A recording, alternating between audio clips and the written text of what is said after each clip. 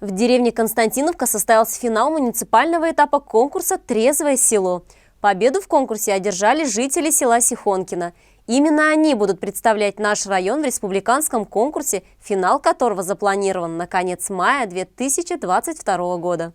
Трезвое село – территория здоровья. В деревне Константиновка состоялся финал муниципального этапа конкурса «Трезвое село-2021». В нашем районе конкурс стартовал в сентябре прошлого года и охватил более 50 сел и деревень. Участники состязаний вели работу по пропаганде трезвого образа жизни среди населения своих сел и деревень, проводили профилактические рейды, организовывали образовательные, просветительские, спортивные и культурно-массовые мероприятия.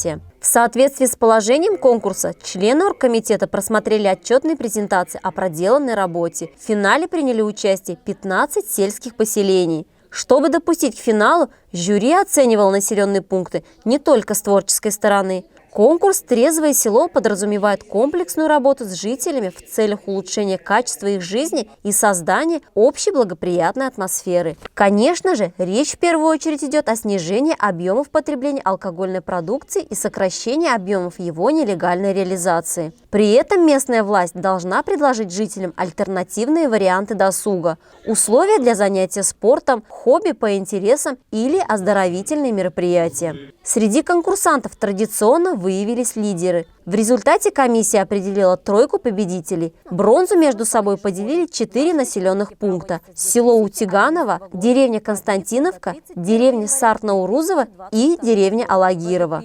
Обладателями второго места также стали 2 деревни – Бишаулунгарова и Старомусино. Победу же в конкурсе одержали жители села Сихонкино. Именно им удалось организовать на селе уникальные и достаточно разносторонние мероприятия, которые сплотили жителей и дали новый стимул для дальнейшего развития. Жители села всегда отличались трудолюбием, инициативностью, спортивным нравом и умением своевременно объединяться и показывать свои достоинства.